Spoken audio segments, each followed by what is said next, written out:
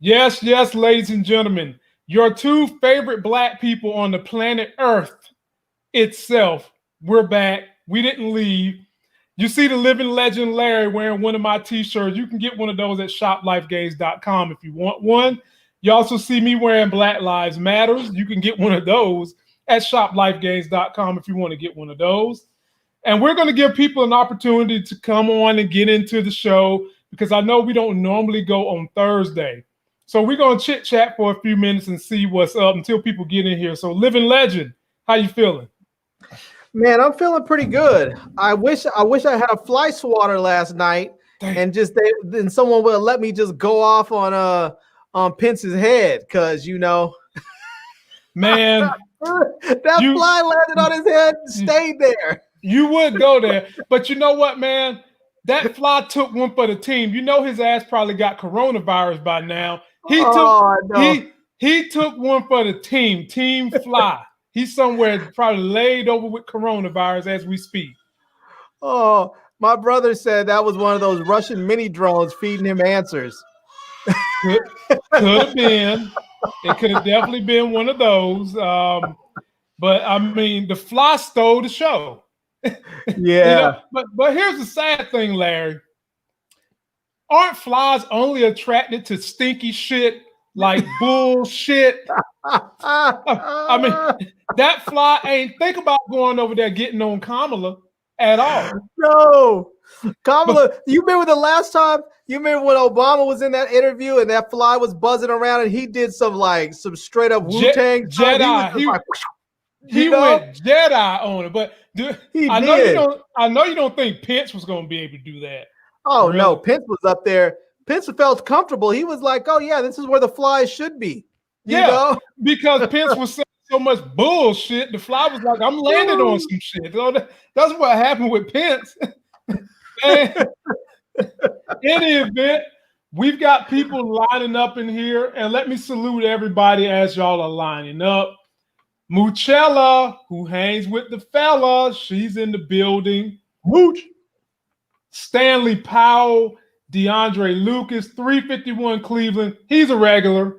John Doe, man, it's a bunch of John Does out there. Chris P is in the building. And everybody else that's watching that didn't chime in, we want to salute you guys for keeping coming back.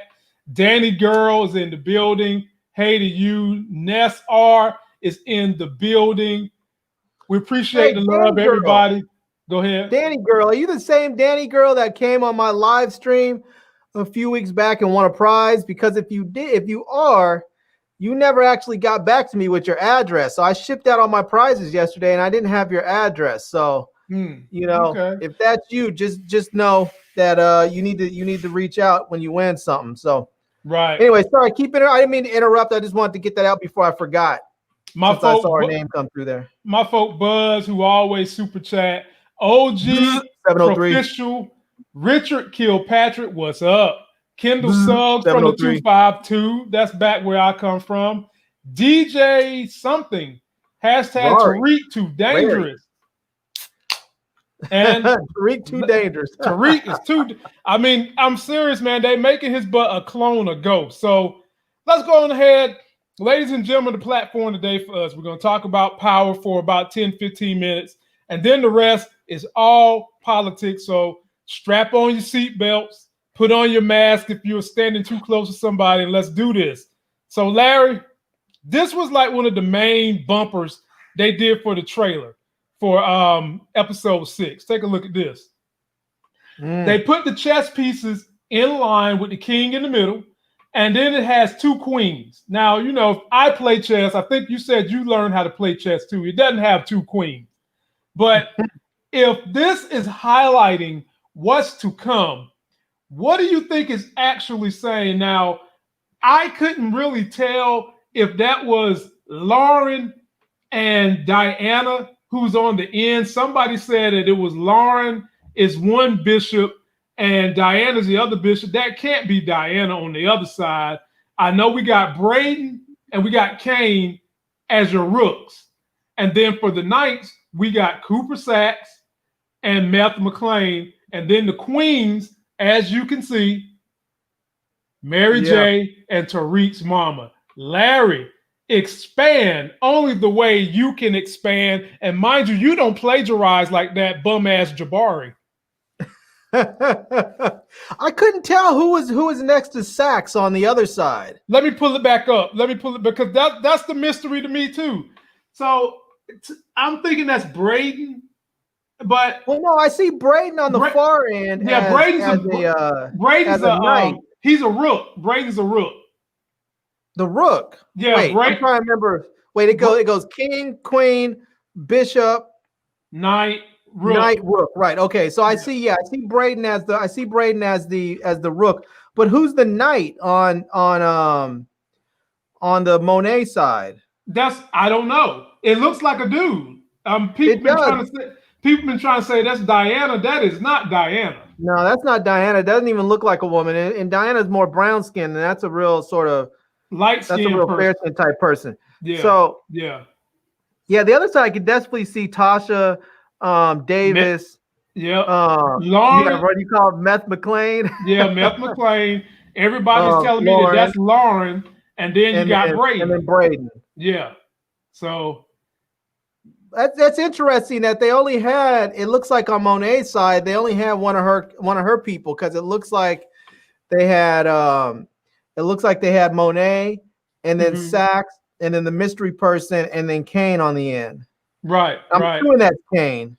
Now let's look at it one more time because somebody said that could be Drew. That is not Drew beside Cooper Sax. Nah, that's not Drew. That is not Drew beside Cooper Sax. So I mean, it could be a little prelude into something, a character we haven't met yet. Could be. Or maybe it's Simon Stern's boyfriend or something. Could be him too. I didn't think about Simon Stern's boyfriend, but it could definitely be him. But what is it saying that they don't even have Diana on the board at all? Yeah, I think that just goes to say that she's not even, she's a pawn, I guess, at that point. If that's really what it is, she's just a pawn. Okay. Because all the pieces they showed on there are named pieces. Everybody else, I guess, in the series are just pawns. Wow. So you mean to tell me that Diana and Drew are pawns? Maybe right now, looks like it. Just pawns. Damn. I mean, if that's what they're trying to tell us, if by showing that, it looks like everybody that's not on that board that's in the show is just a pawn, which is really interesting, showing that what's his name? Braden made the board. That was interesting. Braden's up there. Well, I mean, so obviously by having Cooper Sax punk ass Nancy on the board, he's going to be used. I think the way they've got this picture scripted, Tariq is the king and he's using everybody that we've seen on the board. So then that leads you to question which queen is going to be the most powerful, or are they going to be equal? Because it's like you got one on this side of Tariq pulling him one way, then you got the other queen on this side pulling the king this way. Which queen is going to win out? Yeah, I mean, I'll be honest with you. If I had to choose a squad, I'm going with the squad on the side with Braden and them, because when you look at that squad, you have Tasha, who we already know is smart. She's the one that taught. She was saying that she was the one that taught Ghost and Tommy the game. She knows the game, so she knows how to play it. She can wash the money. She know how to wash the money. Right. She got bodies. And then you have Cooper. I mean, then you have Meth McLean, who is one of the best criminal defense lawyers. So we know that if anybody gets in trouble, he can get them up out of that. True. And then we have Lauren, who's obviously smart. She's super intelligent, so she just might need to learn the game. That's all it is. I'm assuming anything she needs to learn, she can learn it. So Larry, I got to stop you right there on Lauren. Are you saying that they're going to convert Lauren to this life of crime? Oh yeah, Lauren knows. I mean, you look at What? the fact What? that she likes Tariq. She knows What? Tariq is sort of a bad. She knows he's sort of a bad boy. He's always showing up late. He's got all these issues with his family. And when they went to dinner and they were up there, and her dad was saying, "Oh, we've been following your case, your family's case in the newspaper. We have been for some time." They sit down and they talk about this. She knows that Tariq's family comes from a sort of a sordid background with the dad who's involved in and possible underworld criminal activities. So she knows that Tariq is not just some square biz dude. She knows that she's getting herself a dude that goes to a good school, but sort of a bad boy. He's probably got more than what she's bargaining for. But I think she likes that. And I think she's probably going to get turned out by Tariq. And he's going to ask her to do something.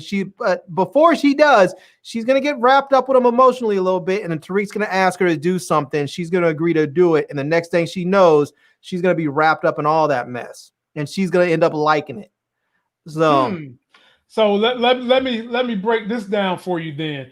Do you think it's safe to say that everybody we just seen in this picture, if you were just popping in, this is the picture we're discussing. We've broken it down. Larry, is it safe to say that everybody you see that's matching up with a chess piece is going to make it the next season? Oh yeah, definitely. Because we know that Tariq's safe. There's no reason to think that Meth McLean's going out. We know he needs to be safe because he has to continue with Tasha's defense. There's no reason right now for Lauren to get touched at all. She hasn't done anything, so she'll be there. Braden, I don't see anybody touching Braden. Braden's got that white privilege protection around him. No one would dare touch him right now. I mean, the police didn't even want to touch him. So if Braden gets taken out, Braden's going to probably have to get taken out by someone that's way higher up on the food chain, or somebody who's so low on the food chain they just don't know or don't care. Right. So, and then on the other side, you have that same thing going on a little bit with Monet. Monet's safe because she's Tejada's, wife. And if you mess with Tejada's wife, Tejada's going to have to come at you with everything just to save face. Even if he doesn't care about her, he's going to have to save face just to protect his own image. And then you have Cooper Sacks, who's an ADA. There's no one's touching. I mean, actually, I think he's a AG at this point. No one's gonna. Well, he's still an ADA because he's not the head AG, but he's leading up the New York division. No one's touching him. I mean, that's a federal crime. The whole government will come down on you with a vengeance. And then we don't know who that is next to him. So I don't know. I'm assuming because we don't know who that person is, they're going to be introduced probably in the next episode or two, And so that person's probably safe because they're not going to bring him in, put him on the poster as this integral part of the story, and then just wipe him out real quick. Right. And Kane, I think Kane's going to be there for the long haul because I think Kane's going to flip sides. I think he's going to end up going over to Tariq's side. So I think he'll be safe. So I think everybody else is not safe. All the Diana, Drew, Braden's brother. I think all those people are at risk of getting killed. The cop. Oh, that could be the cop. Hell no, that's not the cop. Let's take a look again. Let's look again. That's not the cop. That could be the cop. No, man. No. Whoever that is, he's a little bit more bulkier than the cop.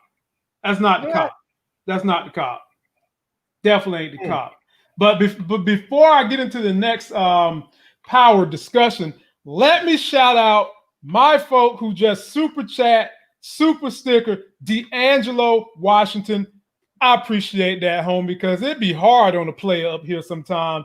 And my folk Buzz 703, who always hold me down. Now, let me see. What can I give you guys combined to say thank you, to make you laugh, to say, hey, when you super chat me, I recognize you. Oh, okay. I'm going to go back to this one. This one made Larry laugh the last time I did it. We just talk about practice. We sitting here, I'm supposed to be the franchise player, and we're in here talking about practice. I mean, listen, we talking about practice. Not a game. We talking about practice. Not a game. We talking about practice, man.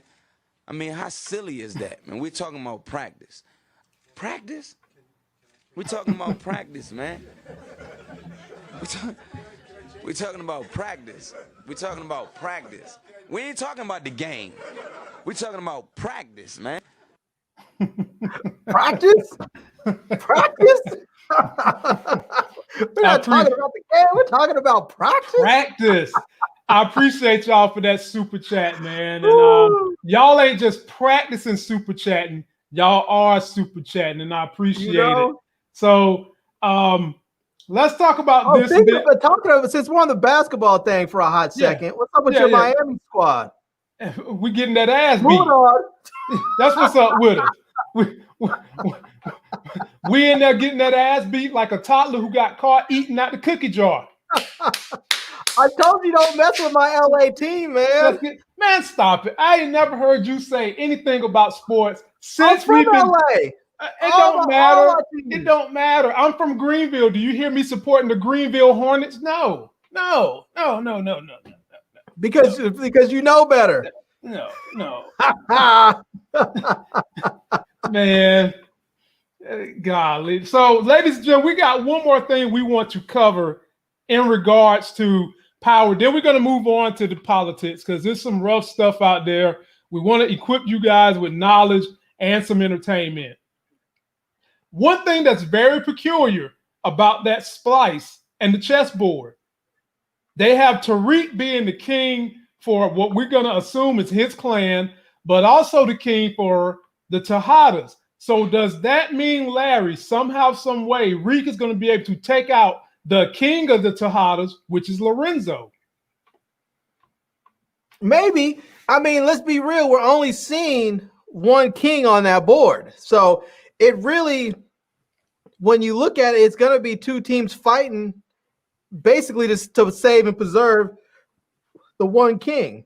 That's it. Tariq is safe no matter what. Mm-hmm. So if he wants to go after Tejada, he's going after Tejada. He's going to end up okay. If Tejada wants to come after him, Tariq is still going to be okay. If Tariq decides to let Tejada keep doing his thing, Tariq's still going to be okay. In every scenario, Tariq is still going to be okay. So I think it's very safe. Damn, Kato, be more careful. Kendall in the building with a $20 super chat. You know what? Go. I'm gonna have to give you two. Okay, let me. You get two back to back. So for such a generous super chat, let me give you this one first.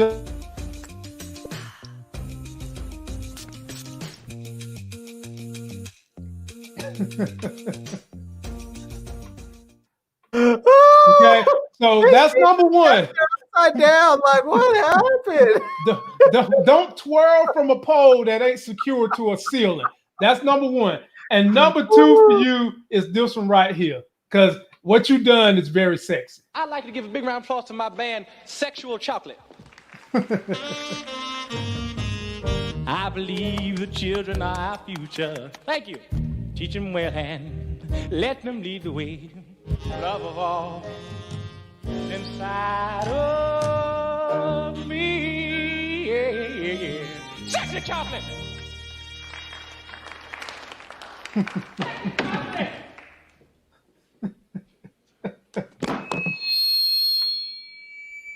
damn, that boy can sing. You must be crazy. He good. You must be crazy.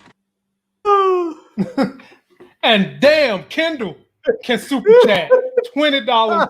We appreciate you, family. Thanks for the support.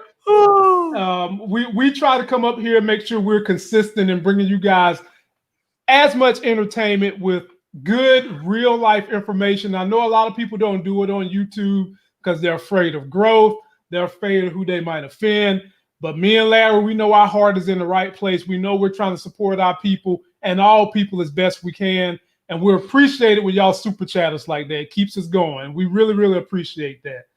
All right, Larry, last point on power. Then we got to move on to some real deal, serious issues going on in the country we live in that we have thought about escaping. Okay. Before we go on real quick, you know what could solve all of Tariq's problems with this? All he needs to do. He called in Tommy. He called in Tommy and say he's sorry. Well, Tommy would help him. Tommy would definitely help him because Tommy would come in there and do some regulating. He would probably help Tariq get his connect set up, so he didn't have to keep worrying about dealing with Monet and them. He would probably get him a steady connect. But Tommy brings in his own host of problems. Even though he'll solve some, he'll bring some more in.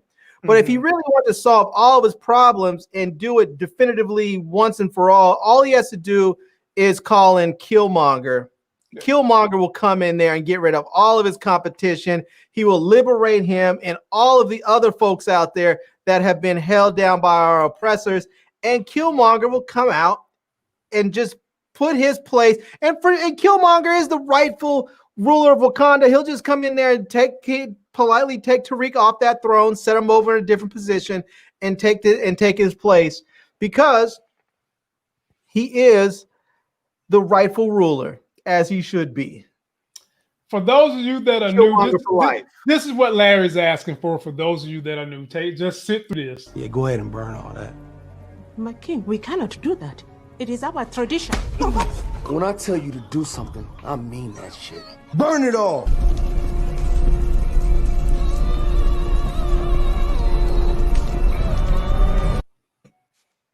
Burn it all! Having said that, ladies and gentlemen, the power discussion for today is over. We will be back tomorrow. And we will be back tomorrow. We'll have a little bit of a power discussion. And we'll cover the finale of The Boys. I think Larry's going to watch it tonight. I know I am. Yeah. And we'll cover that. But now we've got to talk about real life stuff, ladies and gentlemen. We're about 26 days away from this election. By all accounts, things are looking good for the blue wave. However, don't get complacent. And let me start by saying the FBI 2 years ago came out and said the greatest threat to the nation was what, Larry? Militant white males. Okay. With that backdrop, I want you guys to take a look at this, because this happened to one of my favorite politicians, Gretchen Whitmer. She's the governor of Michigan, the state where my wife comes from, the same place where T Streams comes from, and they love her in that state, so much so they made a rap song about her, and she enjoyed it. But I want you guys to take a quick look at what has happened to her and why the FBI said that was the greatest domestic threat to our country. And we're following a lot of breaking news today. Now, this out of Michigan, where the FBI says that they stopped a plot to kidnap Michigan Governor Gretchen Whitmer. 6 men have been arrested and charged. Joining me now with more on all of this, NBC News investigations correspondent Tom Winter. Tom? Andrea, the plot and the arrest today being announced by federal authorities in a case that's being charged out of the Western District of Michigan. 6 men, as you referred to, identified as Adam Fox, Barry Croft, Ty Garbin, Caleb Franks, Daniel Harris, and Brandon Concerta. 5 of those men, with the exception of Barry Croft, all from Michigan. Croft is from Delaware, charged with a single count of conspiracy to commit kidnapping. This investigation, Andrea, according to the charging documents, began in early 2020 when the FBI began monitoring social media, in monitoring discussions of people that talked about the violent, quote, violent overthrow of government and certain governmental leaders. This investigation progressed through several months. The FBI, according to the charging documents today, was able to use undercover FBI agents as well as confidential human sources, more commonly referred to as informants, in this investigation. One of those informants came from a militia group in Michigan, Andrea, and as a result of that, they were able to speak with this person who came forward because they were concerned that the militia was seeking the addresses of police officers and wanted to kill police officers. One of the militia groups that was kind of associated or tried to be brought in to be recruited by the people that were charged today in this plot to kidnap Governor Gretchen Whitmer was allegedly involved in that Second Amendment rally, one of those Second Amendment rallies that we saw at the Capitol in Michigan. Now, an important note here. Based on the charging documents and what we've seen, there was no imminent threat to the governor because this group was being well monitored by the FBI. They had these confidential human sources. They had undercover agents. And so, Andrea, it appears that there was no imminent threat to her, but certainly lurid details and, according to the charging documents, recorded conversations that tie all these men to this plot and some very disturbing details inside that complaint. Hey there, I'm Chris Hayes from MSNBC. Thanks for watching MSNBC on YouTube. If you want to keep up to date with the videos we're putting out, you can click subscribe just below me or click over on this list to see lots of other great videos.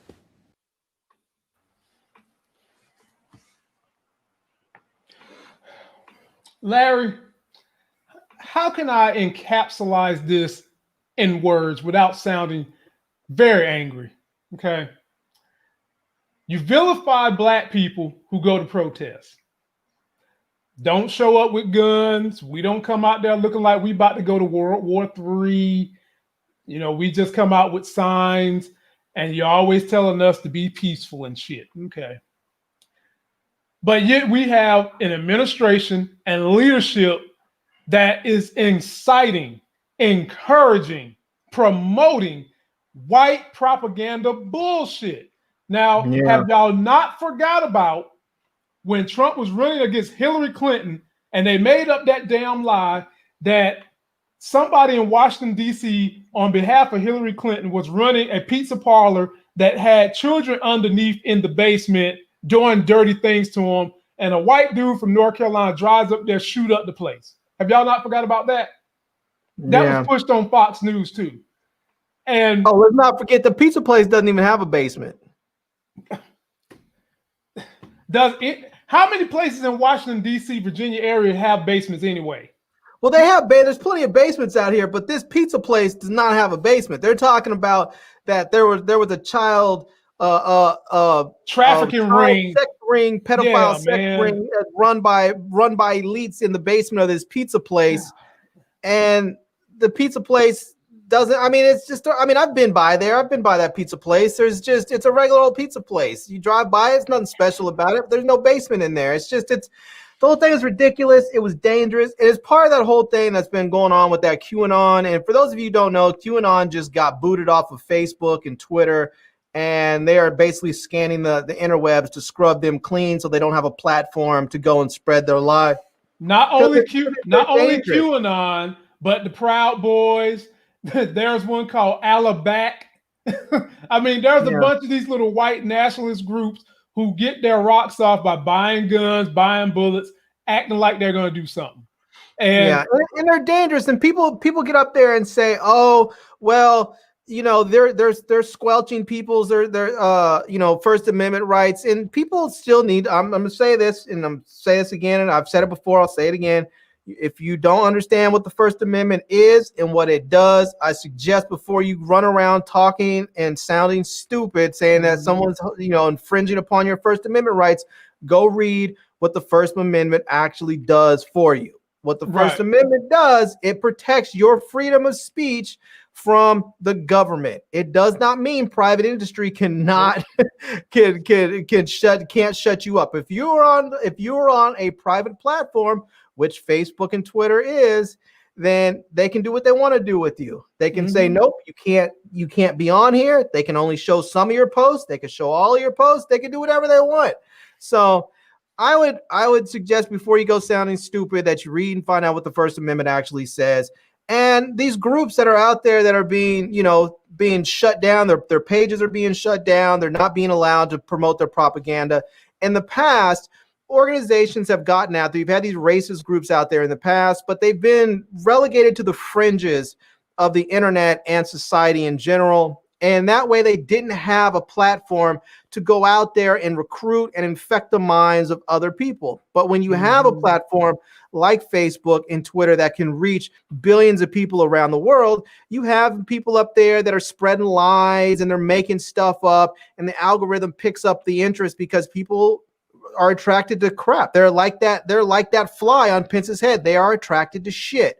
People are often attracted to shit. And that fly, Larry, that fly was one of ours. It took one for the team. That I don't care what I say. That fly was taking one for the Biden-Harris team. He had a little flag up there. He was trying to see what was really going on. That fly took a coronavirus for the team.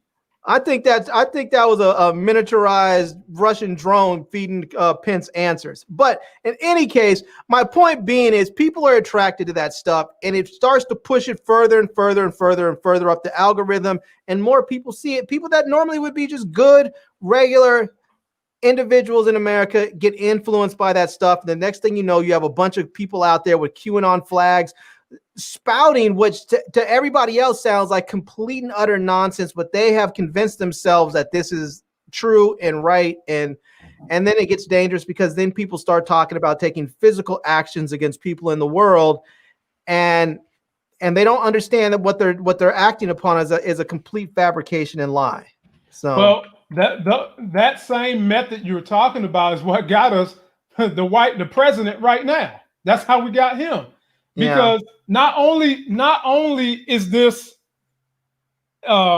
infiltrating with these white militia groups, you don't think that other countries is looking at this shit saying we know how to manipulate America because we can manipulate these people. We can keep these people upset.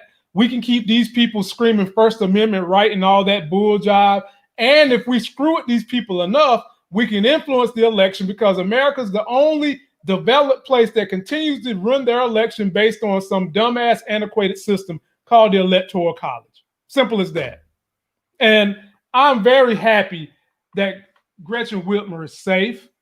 She's a rising star politician. She has done right by Michigan. And when you've seen a picture of these 6 clowns, they look like they all came from a city that only had 1.5 stoplights. I'm talking straight Opie from Andy Griffith's show.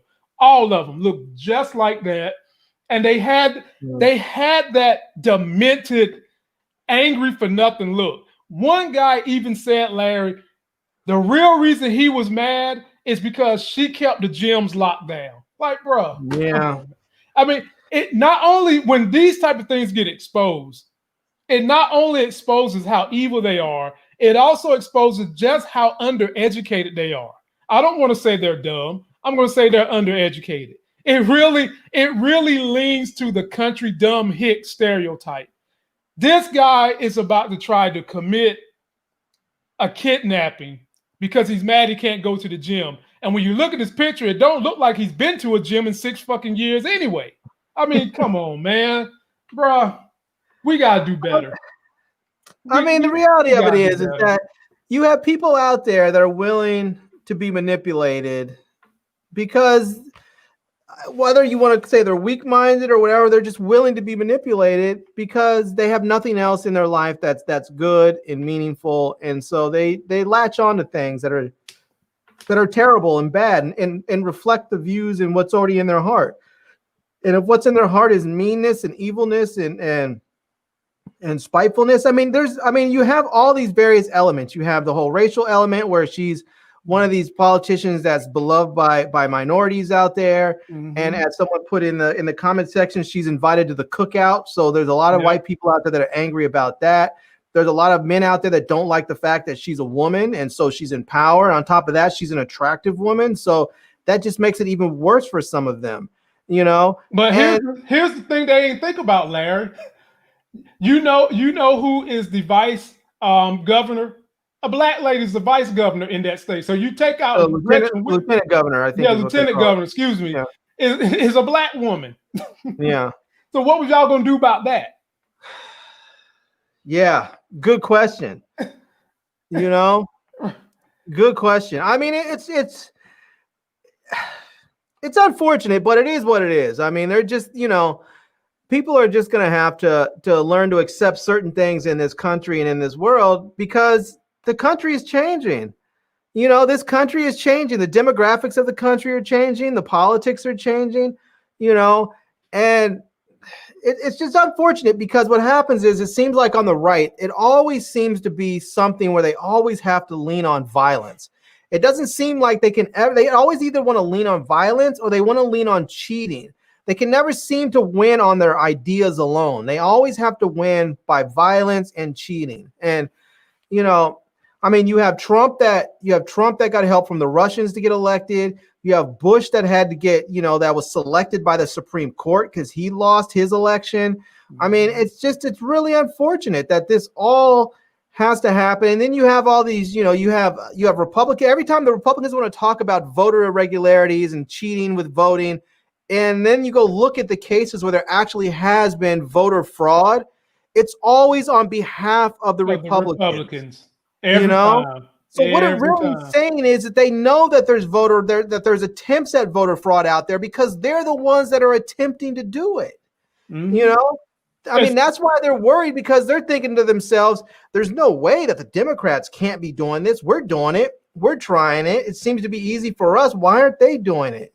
Mm-hmm. Maybe because the Democrats actually have integrity.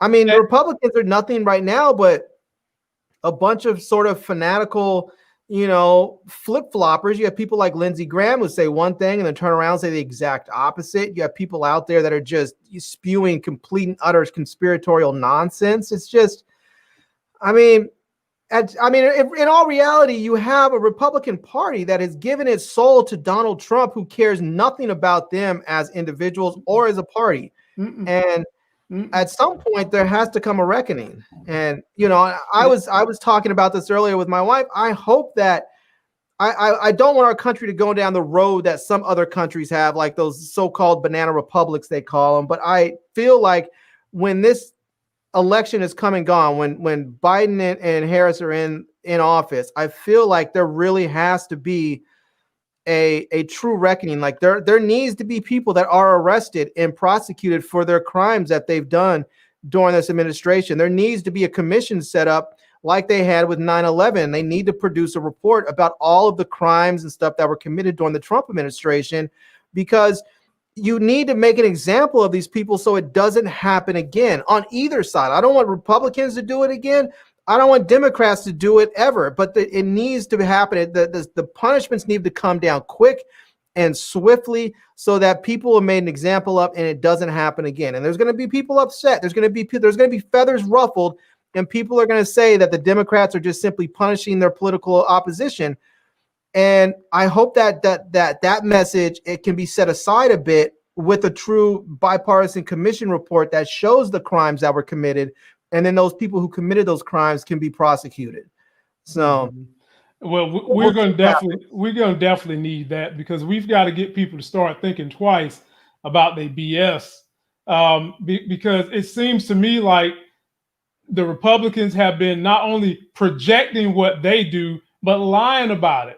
I mean, when I think Ponzi scheme, I think the greatest party in America that does that is the Republicans. They're great. They always want you to fall under the veil of the Constitution, religion, and all this other horse shit, while they up there doing everything that goes against those principles behind closed doors. But they want you to behave in an orderly manner so they can get their damn rocks off. The bucks needs to stop with Joe Biden. Now, Larry, let's talk about that debate. I'm calling it Flygate, because there was a fly that got in there, and boy, he smelled some shit, Larry. I wish they should have had Samuel L. Jackson moderating that debate, because nobody says flies to shit like Samuel L. Jackson. But let's just kind of go through the rundown of what happened in the debate, and I got this for y'all to take a quick look at. And I want everyone to know who puts on the uniform of law enforcement every day that President Trump and I stand with you. Mike Pence's left eye, as well as a plucky little fly, were the breakout stars of the vice presidential debate on Wednesday night, both becoming hot topics on social media. Pence's left eye appeared to be bloodshot, and in light of the outbreak of COVID-19 at the White House over the last week, Twitter lit up with journalists, epidemiologists, doctors, and Hollywood stars wondering if the vice president had conjunctivitis, or rather pink eye, one of the symptoms of the novel coronavirus. Thousands of people, including the likes of former news anchor Katie Couric and former McCain campaign manager Steve Schmidt, openly questioned whether the vice president had conjunctivitis and linked to medical articles and news articles on pink eye being a possible symptom of COVID-19. At least 27 people in President Donald Trump's orbit have tested positive for the coronavirus amid an outbreak at the White House. However, Pence has thus far tested negative. With the debate between Pence and Senator Kamala Harris proceeding in a relatively civil manner in comparison to the first chaotic presidential debate between Trump and Joe Biden, social media was looking for any distraction to let the time fly. And oh, it did. Later in the debate, Pence's eye was outshined with a fly landing on the vice president's head for several minutes, which ensued a more lighthearted social media conversation around the debate. Democratic presidential candidate Joe Biden even got in on the jokes with a link to flywillvote.com. And Stephen Colbert couldn't resist a jab or two at the incident during the Late Show. Listen, all jokes aside, thoughts and prayers to that fly's family. It's got to quarantine for 2 weeks now. And in addition to even becoming a fundraising point for the Biden campaign, which immediately started selling Truth Over Flies fly swatters for $10, the fly inspired a slew of brand new tribute Twitter accounts and was even brought up on some news networks' post-debate coverage. For more on this story, fly on over to thr.com. For the Hollywood Reporter News, I'm Neha Joy.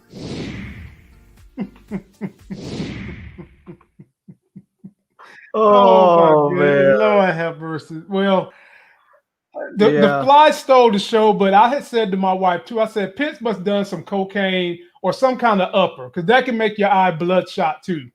And I was wondering what was up with that eye. I pointed out to my wife at first. She was like, she didn't see it, and then she looked at it. She was like, okay, there's definitely a problem with his eye. I didn't realize that conjunctivitis was a symptom of COVID-19. So maybe he does have it. They're still learning. They're still learning stuff about this virus every day, but people just act like it's the damn flu.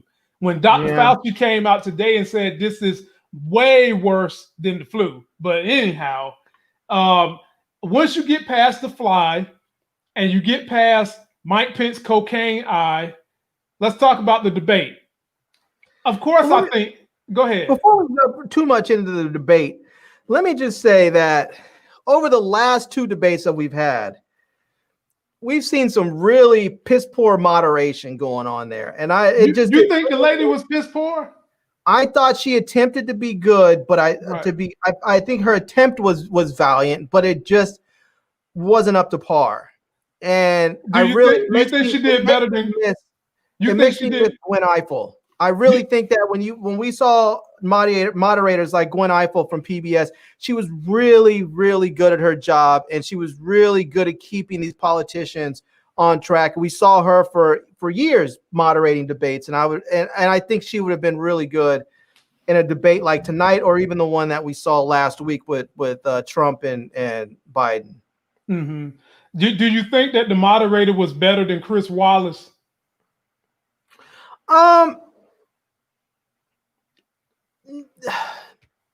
No, I guess not. And here's the reason why, is that I feel like she still let Pence get out of control a bit and let him keep going way over on time.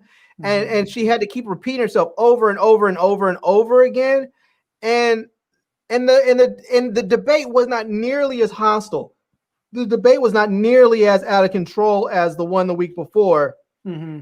And yet she still couldn't maintain control of it, which was really unfortunate. I feel like if that had been, like, I can only imagine what the debate last week would have looked like if she was the moderator, because she was having trouble controlling Harris and Pence during this debate, and they weren't even nearly as bad. Pence was bad because he kept on talking and speaking and going on. I mean, Harris did her part to simply keep reminding him, I'm talking here. I'm talking here. I'm not done yet, And I mean, I heard some pundits on TV saying this is really something that resonates with women, because women have often been in situations where men start talking over them all of a sudden, and they have to stop and just take it, or they have to seem like they're being bitchy by telling them, I'm not done yet. Stop talking until I'm done.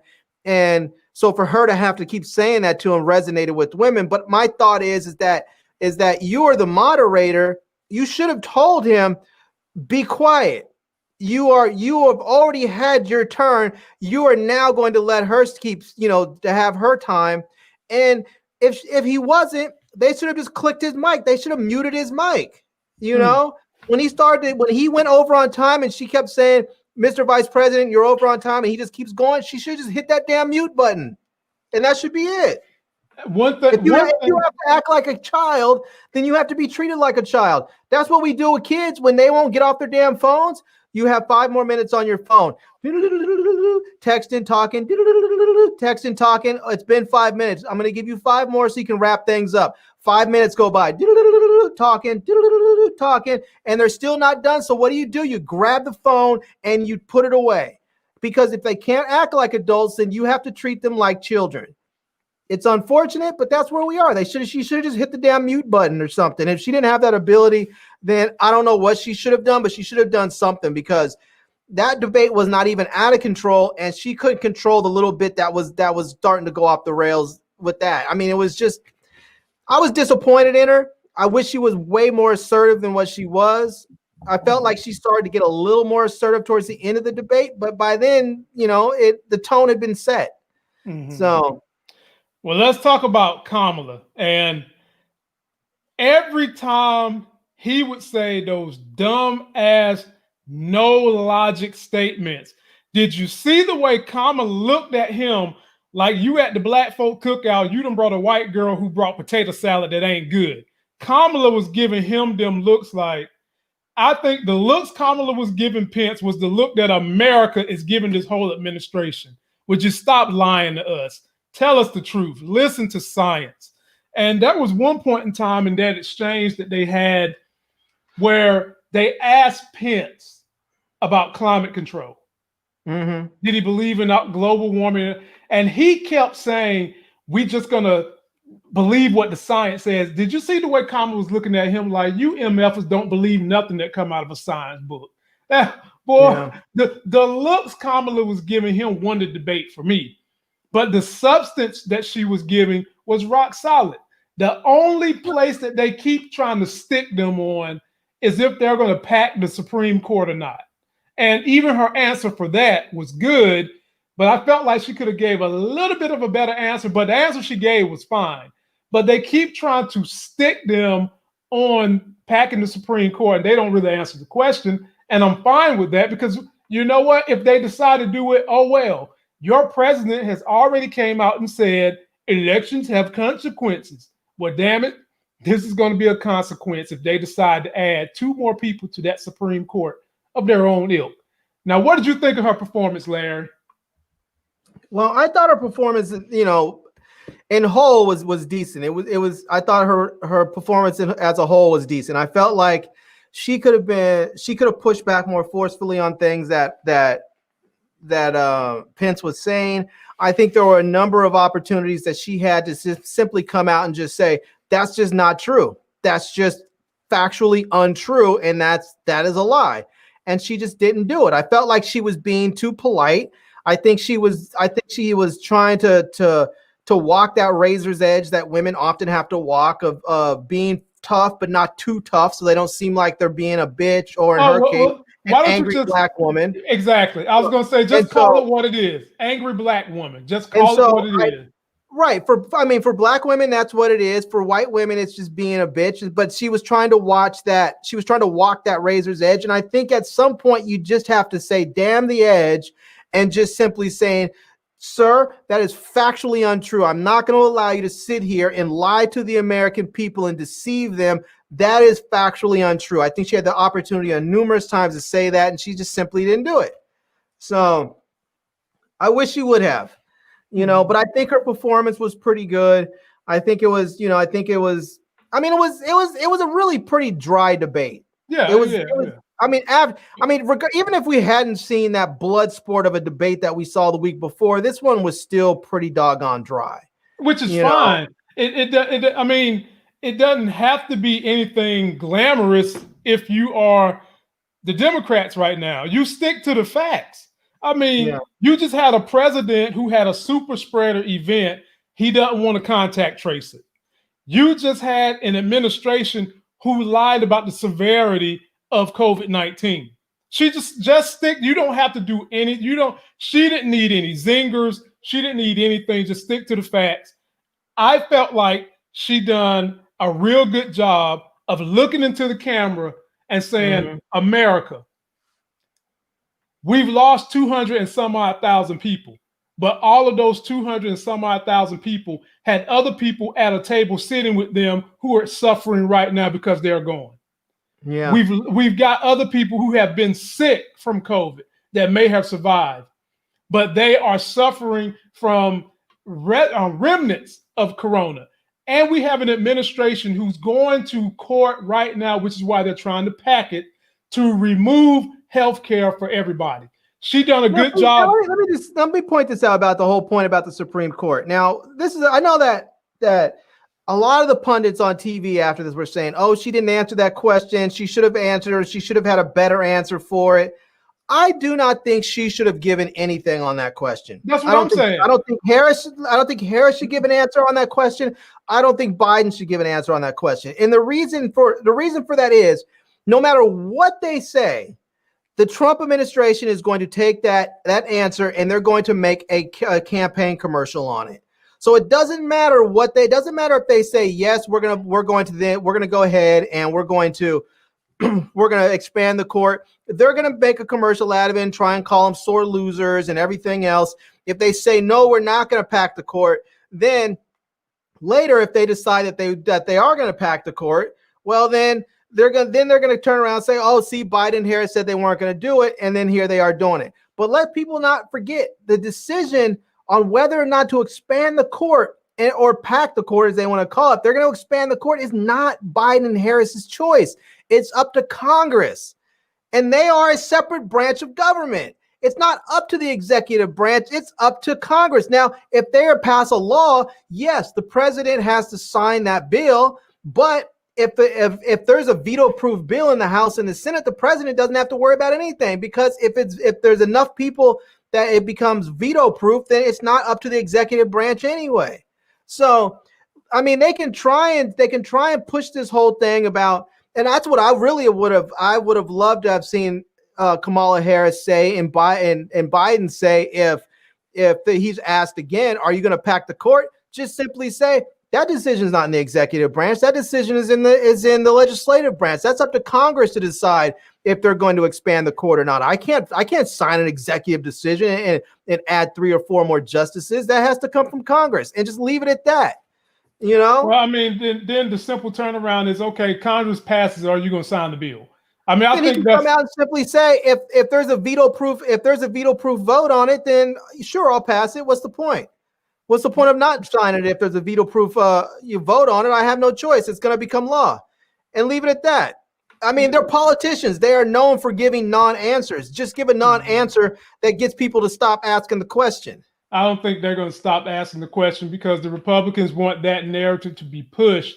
But anytime they would bring that up, I would just continue to simply say to them, you mean to tell me, as I look into the camera at millions of Americans looking at us, you really think that the American people are more concerned right now about your party trying to push through a Supreme Court nominee than they are about getting more coronavirus relief, which your president just came out and said no deals, because we need to get the Supreme Court through, which is him waving the white flag that he know his ass is done. He just shoved his thumb in the eye of the American people by saying something that's not going to have an impact on your life right now. And we're hurting right now.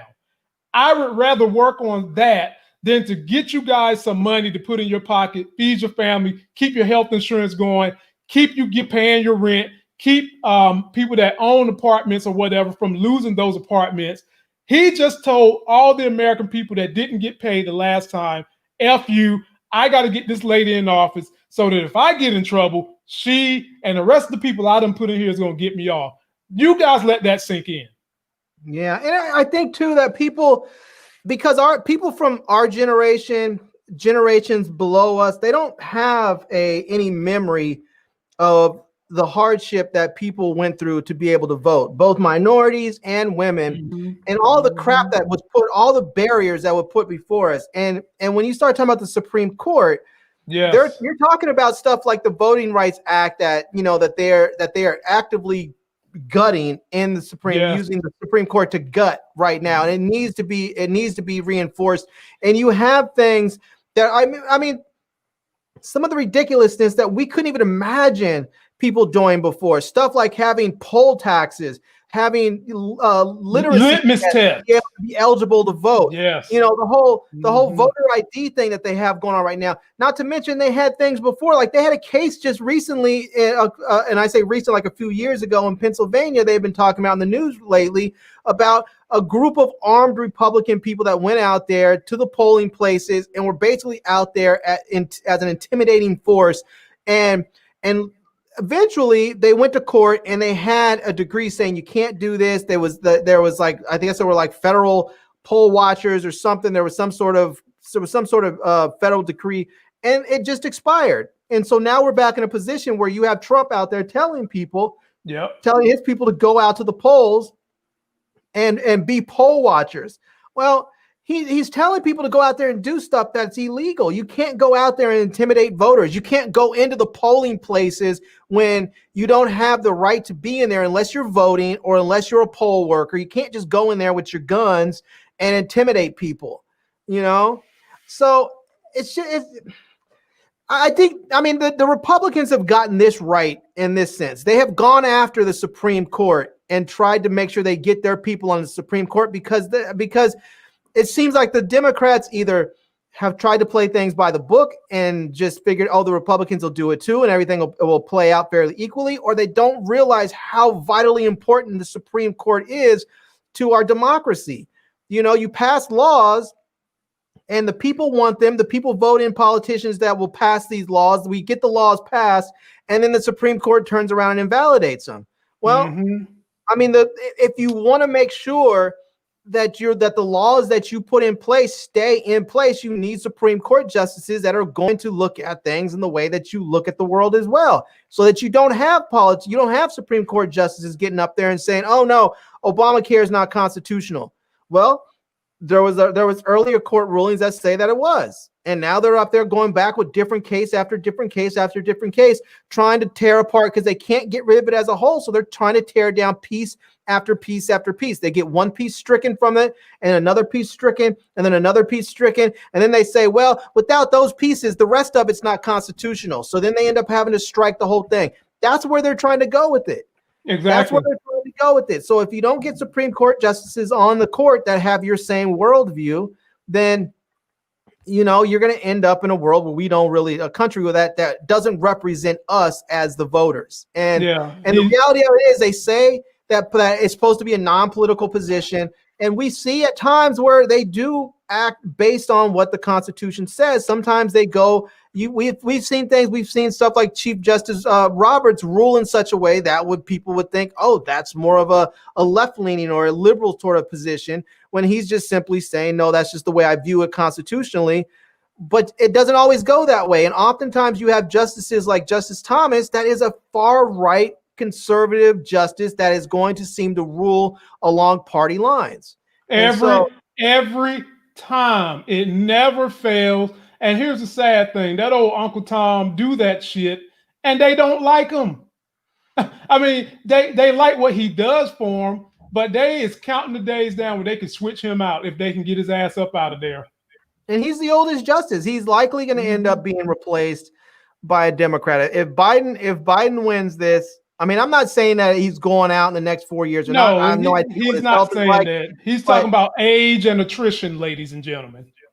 All right. I have no idea when he's, what his health is like. So, I mean, but if Biden wins, you're talking about another 4 years. So, I mean, maybe he'll make it 4 years. And I'm not talking about just being alive. I'm talking about people actually being able to retire, to perform their duties. And so if you can't perform your duties, then at some point you need to step down. And don't get me wrong, it's a lifetime appointment. And there have been plenty of justices over the course of time where people have said they weren't even there mentally. They didn't have the mental faculties any longer to do the job. And basically their rulings and everything else were being written by their clerks. And, and it's still, I mean, it's not like that these clerks aren't writing all these decisions anyways, but at least they have their justice in the room, giving them their thoughts and what they want that ruling to be. But, you have some of these justices that are old and shouldn't be there anymore. And their clerks are basically, writing all of their rulings and then just having the justice sign it. And that's not the way the court should function. Nope. Well, ladies and gentlemen, that's it for us today. We'll be back tomorrow. Hopefully we'll do a little bit of boys season finale. We've got to talk about that.